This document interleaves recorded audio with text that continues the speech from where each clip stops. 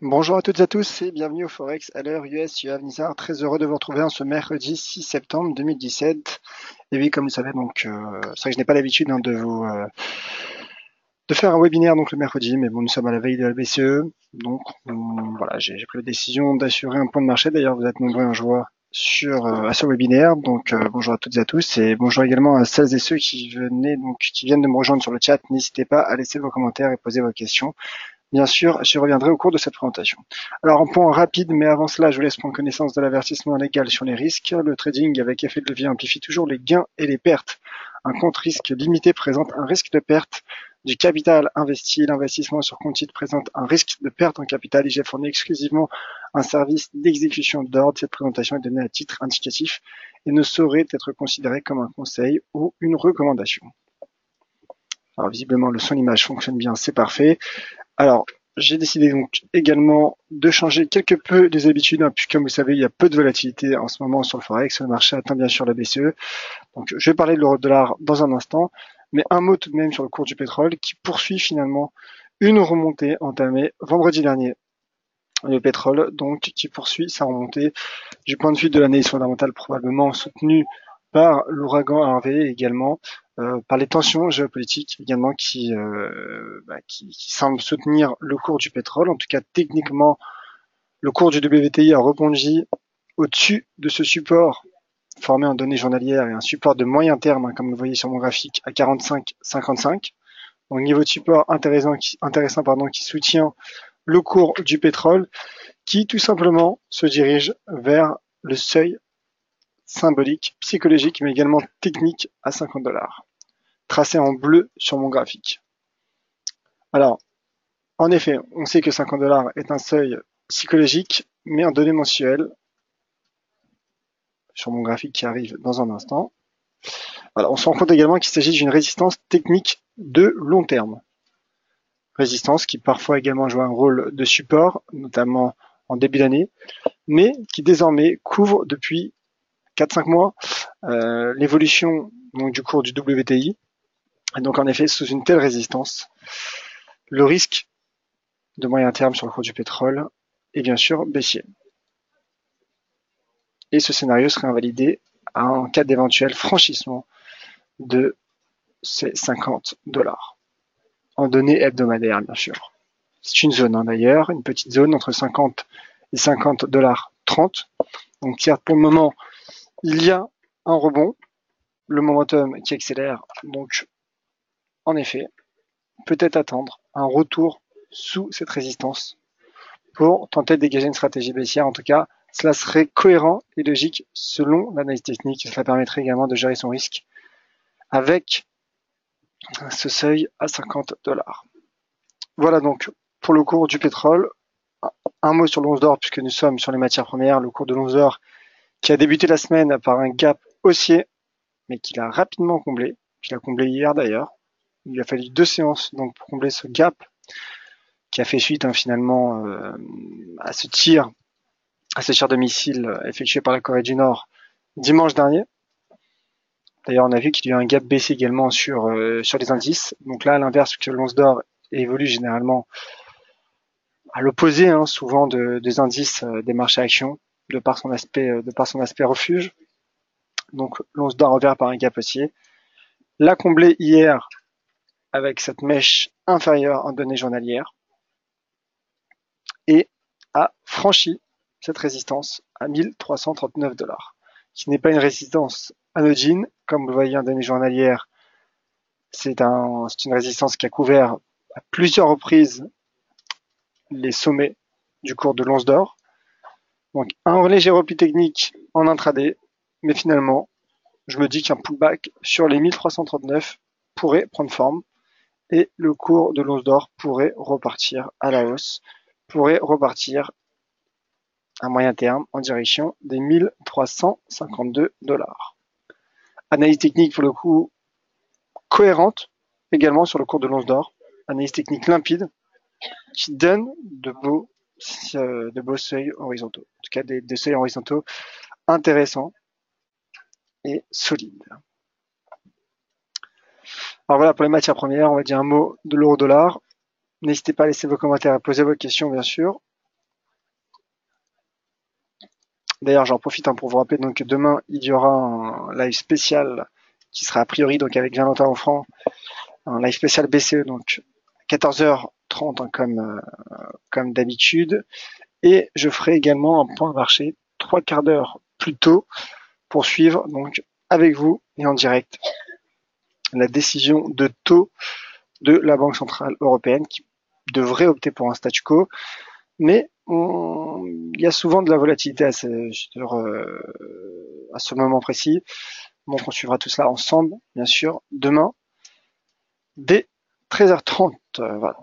Pour plus d'informations, bien sûr, n'hésitez pas à vous rendre sur le site dailyfx.com/français et également sur les réseaux sociaux. Je ferai une annonce sur Twitter, @YoavNizar. Également sur le Twitter de DailyFX France. Voilà donc pour les annonces de demain. L'euro-dollar qui poursuit lentement mais sûrement sa progression, soutenu par une oblique haussière formée depuis la séance du 17 août dernier. Nous sommes en données 4 heures. Je rappelle le contexte haussier également de l'euro-dollar de moyen long terme, qui fluctue à l'intérieur d'un immense canal formé depuis le mois de février dernier et qui reste donc bien orienté et qui atteint quasiment notre premier objectif, en tout cas qui se rapproche du moins de cette résistance, donc qui n'atteint pas encore notre premier objectif, il y a encore de la marge, surtout en intraday. Mais voilà, on sent qu'il y a peu de volatilité. Malgré un marteau versé, l'euro-dollar poursuit sa remontée. Et donc, je maintiens mes cibles à 1,1975 et 1,2035 uniquement selon l'analyse technique. Bien sûr, en fonction de ce que dira Mario Draghi demain, tout pourrait être remis en cause. Mais du point de vue de l'analyse fondamentale également, je suis haussier. J'ai une conviction haussière sur le taux de change euro-dollar, car je pense que Mario Draghi pourrait du moins, dans le sillage de son intervention à Jackson Hole il y a 2 semaines, tenir un discours rassurant, un discours hawkish, et donc soutenir l'euro. D'ailleurs, ce matin, dans un journal américain, il y a une rumeur comme quoi Mario Draghi finalement souhaiterait annoncer demain la réduction du programme quantitative easing. Donc, je souhaiterais peut-être annoncer un tightening. Donc c'est l'enjeu finalement de la conférence, de l'intervention de la BCE de demain. Il pourrait y avoir un statu quo, bien sûr. On suivra tout cela, bien sûr, demain en direct avec 2 webinaires spéciaux. Donc, je vous rappelle, un à 13h30 en ma compagnie pour suivre la décision des taux de la BCE. Ce sera un point de marché qui durera une vingtaine de minutes, 30 à 2 minutes, à analyser la réaction donc du marché et précisément celui de l'euro-dollar. Et donc, vous l'avez compris, à 14h30, ce sera Valentin pour la conférence de presse de Mario Draghi. Donc, haussier euro-dollar, GBP USD également haussier qui poursuit sa remontée après un range finalement de quelques bougies en 4 heures. Le marché effectue son breakout et donc prend la direction également des 1,3109. Le marché est en train de franchir le seuil symbolique à 1,30. Il l'a franchi, pardonnez-moi. Il a même effectué un pullback dessus. C'était hier. Donc, le GBP USD corrige et on sent un dollar américain en difficulté. On va passer à l'euro GBP qui a cassé un premier support à 0,9194 qui tente d'en former un second sur les 0,9142 qui est, je le rappelle, le point haut de la semaine du 10 octobre dernier. Et donc, le marché qui reste bien orienté pour le moment et qui tente de tenir un support, mais en revanche, ce support est sous pression. Ce support est mis sous pression, il n'a pas encore craqué, mais il est mis sous pression. Regardez, l'indicateur de momentum RSI accentue sa baisse, mais pour le moment, les prix tiennent. Donc pour l'heure actuelle, en effet, l'euro GBP reste bien orienté et à court terme, pour du très court terme, un retour sous cette résistance à 0,92, puis sous celle à 0,9270 me paraît envisageable pour une stratégie court terme, avec une gestion de risque et une invalidation en cas de cassure des 0,91 424. Voilà pour le RGVP. Alors je vous propose de passer aux indices européens. C'est vrai que j'ai pas l'habitude d'en parler durant ce webinaire. J'en parle souvent sur Twitter et également dans des articles d'EliFix, mais rarement dans ces points de marché. Donc je me dis que c'est l'occasion. Le DAX qui tente de sortir par le haut de ce canal baissier, qui a tenté également hier, vous voyez, mais qui a finalement échoué. D'où l'intérêt et l'avantage finalement d'attendre la clôture de la bougie avant finalement de dégager une quelconque stratégie. Donc, pour le moment, en effet, un franchissement prend forme, un nouveau plus haut hebdomadaire, puisque le marché finalement a franchi son point haut de la séance d'hier. Donc en effet, je suis plutôt optimiste pour les indices européens et donc pour le DAX, qui par ailleurs, je le rappelle, est soutenu par cet important support à 11 920 points. Voici le graphique en données hebdomadaire. Vous le voyez, important support à 11 920 points et en données hebdomadaires également. Le marché, le DAX, a clôturé la semaine passée par un doji sur support, ce qui montre également le potentiel haussier, le potentiel donc de retournement à la hausse de l'indice allemand. Un mot sur le CAC 40.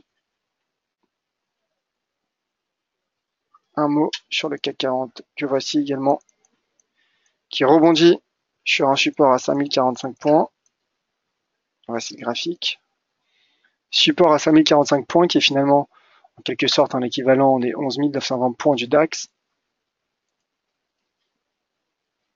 Et donc, en effet, un marteau, là il ne s'agit pas d'un doji, mais un marteau hebdomadaire sur le CAC, sur ce niveau de support, donc à 5045 points. Donc à court terme, en effet, ma cible se situe à 5140 points et en cas de franchissement, en retour sous les 5240 points serait ma seconde cible sur l'indice parisien.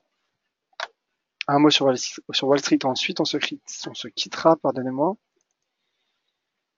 Le Dow Jones qui reste bien orienté, qui a chuté hier, qui a trébuché, comme vous le voyez avec cette belle bougie rouge, mais qui tente de rebondir immédiatement au-dessus de son premier support, et un support majeur à 21 680 points. Donc au vu de ce rebond qui prend forme sur ce support, sur cette zone de support même entre 21 716 et 21 680 points, bien sûr un retour à la hausse me paraît envisageable, et un retour sous les 22 040 points puis 22 180 points me paraît envisageable sur le Dow Jones. Le S&P 500 également, qui a reculé hier, mais qui tente de rebondir sur un support improvisé à 2455 points.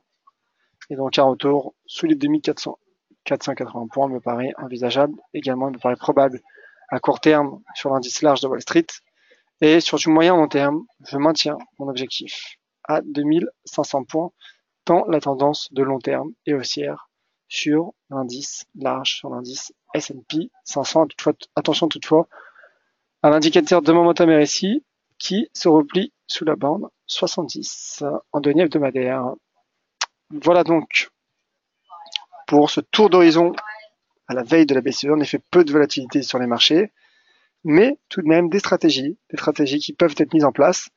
Donc je vous rappelle, demain, donc il y aura un live spécial avec Valentin à 14h30, live spécial Mario Draghi, et une heure avant, je prendrai l'antenne donc pour suivre avec vous la décision des taux de la BCE.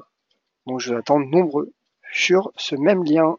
Et d'ailleurs pour le live spécial BCE, ce sera un lien différent. N'hésitez pas donc à aller sur dailyfix.com/français pour vous inscrire si vous souhaitez participer à la conférence de Valentin.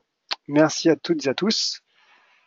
Et donc à tout de suite sur les réseaux sociaux, Twitter @javnizar, et à demain 13h30 spécial BCE. Au revoir.